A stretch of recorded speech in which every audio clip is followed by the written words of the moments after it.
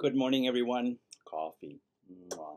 Café con leche from Cafecito. If you haven't been there, you really should go. It's cheap and it's delicious. All right, it's early. It's early. I'm teaching in about an hour, but I think I can get this done pretty quickly. Um, I wanted to I want to put a parenthesis on our video wrap up for a second. Um, in some of the papers in the past, I'm noticing that the the papers are not informed by our discussion, and they're not informed by the things that I clarify in the video wrap up, and so you're sort of like repeating something that you said in the post, but we had already sort of talked about it in a different way. So I really want I want to stress how important it is to go back to the discussion and sort of skim through it. Remember, I've been putting in bold lots of things that that might be important and that might be useful for your papers. And the video wrap up is sort of a way of my putting it all together. And so don't skip those. I'm trying to make them short so you don't have to spend too much time on them. But I think they're really useful. The reason why I make them is because that's the space that I create for clarifying the kinds of discussions that we're doing. So, okay, I'm done bitching. We're moving on. Good morning. Awesome examples. Oh my God, I have a new list of television shows and movies that I want to see. And I really like the examples because they sort of demonstrated the stock images that Wiiliams is talking about.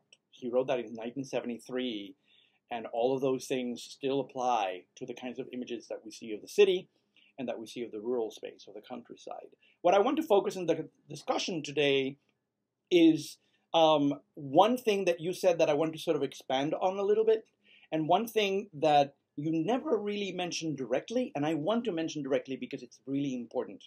Because in my opinion, at least, it's sort of the main argument of the chapter and of the whole book. Number one, that the experience of the city is a varied experience. There are lots of kinds of experiences in the city. Same thing in the countryside. It's not that in the city you have a variety of experiences and all rural experiences are the same. And I love how you continually articulated that and sort of substantiated it with the examples. That was really good. And that's something that I really wanted to take away from this reading, that there's no such thing as one experience in the city and one experience in the countryside. There are a gazillion experiences in the city and a gazillion experiences in the countryside as well. We tend to think of the countryside as simpler. Wiiliams said, not true, not true. The one thing that I want to add, which I think is really important, is that he's thinking of all these images as stock images, meaning that it's a whole battery of images that people are constantly using, and sometimes they're not thinking about how they're using them. Because most of the images that he gives us, both the positive and the negative, are dichotomies. They're pairs of opposites that exist, at least in Western society, about the image of something in the city, and that there has to be an opposite counterpoint in the countryside. And he finds that really problematic. And you mentioned a little bit of this in your discussion, which I enjoyed very, very much. Let me give you an example: ignorance versus wisdom. There's this notion that in the cities, where you educate yourself, you go to universities, you go to schools, you do all that stuff. You buy books, you read books. You have this sort of intellectual experience on that side. While in the countryside, you don't have that. You have ignorance, people that don't know much about things. Wiiliams says that is not true. There is wisdom in the countryside. It's a completely different kind of wisdom.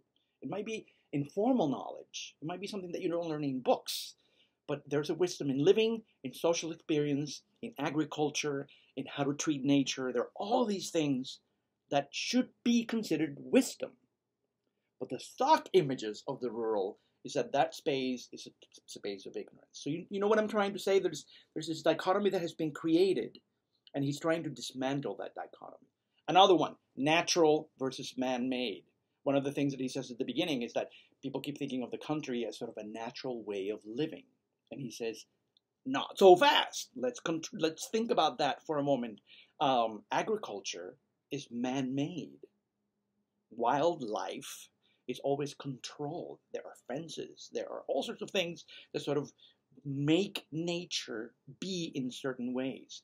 There was a really interesting discussion in the previous one when you were talking about, it's really difficult to say where the city ends and where the not city starts. And I think that's really, really quite accurate. This natural versus man-made is not an opposite that necessarily is true.